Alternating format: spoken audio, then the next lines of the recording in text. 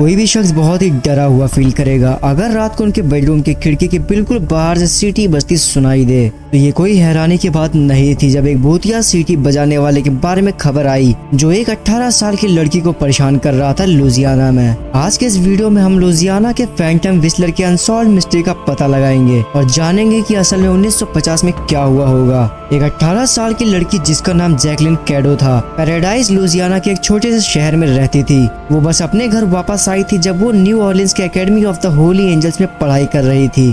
फरवरी का महीना था जब उसने अपने घर के बाहर से किसी को भेड़िए वाली सीटी बजाते हुए सुनना शुरू किया।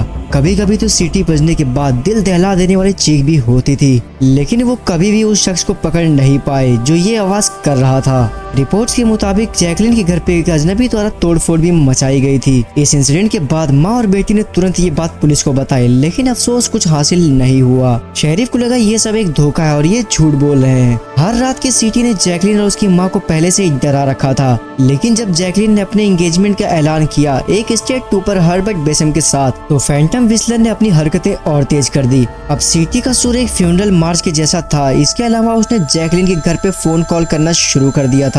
जैकलिन और उसकी मां के मुताबिक फैंटम विस्लर जैकलिन की सेफ्टी के खिलाफ धमकियां देता था। एक कॉल में मिसेस कैडो ने बताया कि उस आदमी ने धमकी दी थी कि अगर जैकलिन हर्बर्ट से शादी करेगी तो उसे चाकू से मार डालेगा। साथ ही में एक और कॉल में उसने कहा था, तुम्हारी बेटी कभी हर्बर्ट से शादी नहीं करेगी, मैं उसे पहले ही मार दूंगा। शेरिफ का कहना था कि रिपोर्ट्स के मिलने के बाद घर के आसपास डेप्यूटीज तैनात की थी, लेकिन कभी भी उन्होंने कोई भी सीटी की आवाज नहीं सुनी जब वो कैडो के घर के बाहर तैनात थे। इसके बावजूद लगातार सीटियां और धमकी भरे फोन कॉल्स मीडिया का भी ध्यान खींचने लगे थे। रिपोर्टर्स और शहर के लोग जैकलिन के घर के पास आने लगे ताकि वो समझ सके आखिर यहाँ पे चल क्या रहा था। उन सबकी यही उम्मीद थी कि शायद वो एक बार फैंटम विस्लर को सामने से देख सकें, लेकिन कभी भी कोई भी इसमें कामयाब नहीं हुआ। एक बार इत्तेफाक से न्यू ऑर्लियंस स्टेट का एक रिपोर्टर उनके घर पे रुका हुआ था जब जैकलिन, उसकी माँ और उसकी आंट के साथ सबने सीटी सुना, लेकिन जब उन्होंने बाहर तलाशी ली तो कोई भी नहीं दिखता है। शेरिफ ऑफिस और स्टेट पुलिस कुछ भी सबूत नहीं निकाल पाई। कई इन्वेस्टिगेशन के बाद भी जैकलिन लगभग मेंटल ब्रेकडाउन की स्थिति में थी, इसलिए उसने फैसला किया कि वो अपने रिश्तेदार के घर रुकेगी, ये सोचकर कि विस्लर उसका पीछा वहाँ नहीं करेगा।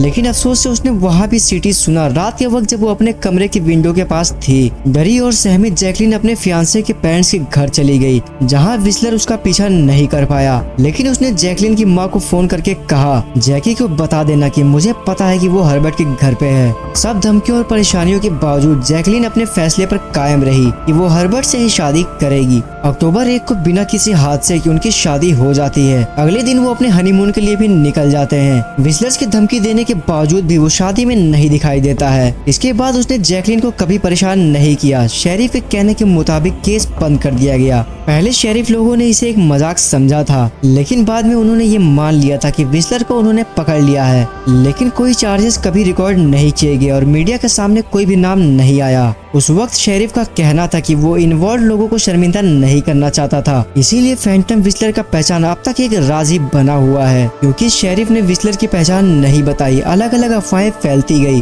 कुछ लोगों को तो ये भी कहना है कि कैडो का घर हॉन्टेड था, लेकिन धमकी भरे हुए फोन कॉल से एक भूत का काम नहीं हो सकता था। तो आखिर जैकलिन को परेशान करने वाला कौन था और उसका मकसद क्या था, और आखिर फैंटम विस्लर ने अपनी हरकतें क्यों रोक दी।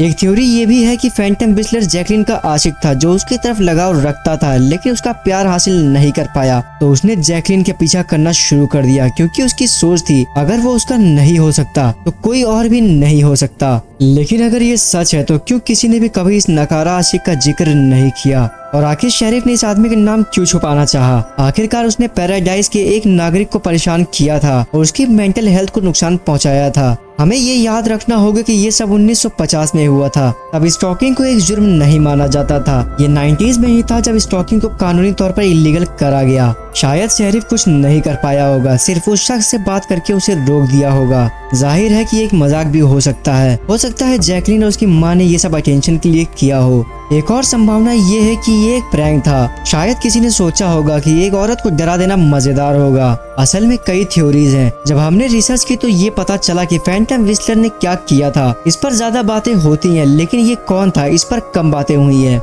इन्वेस्टिगेशंस की डिटेल बहुत कम थी और न्यूज़पेपर में ज्यादा खबरें नहीं थी।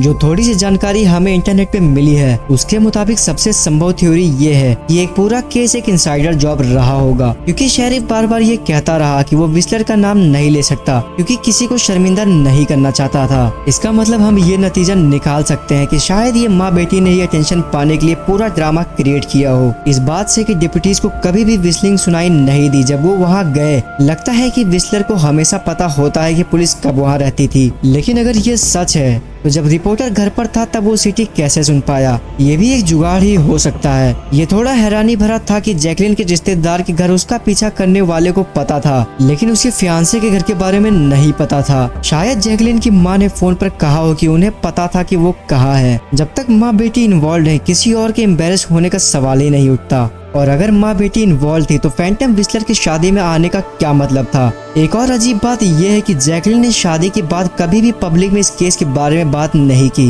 वो अपनी जिंदगी ऐसे जीने लगी जैसा कि ऐसा कभी हुआ ही ना हो। एक औरत जो मेंटल ब्रेकडाउन के करीब थी, उसका अचानक से सब कुछ नॉर्मल होना थोड़ा अजीब लगता है। क्या वो अभी भी डर नहीं रही होती अगर उस शख्स को अरेस्ट ना किया गया होता? क्या वो गुस्से में नहीं होती कि उसने इतने टाइम तक उसका पीछा किया और उसे परेशान किया लेकिन उसे कभी भी सजा नहीं हुई? क्या उसकी माँ न्याय की मांग नहीं करती और व्हिसलर की असली पहचान का पर्दाफाश करने की लड़ाई नहीं लड़ती? ये सब सवाल हमें ये सोचने पर मजबूर करते हैं कि जैकलिन और उसकी माँ ने ही किसी वजह से फैंटम व्हिसलर की कहानी रची होगी, और जब उन्होंने अपना मकसद हासिल कर लिया तब उन्होंने अपनी हरकतें बंद कर दी।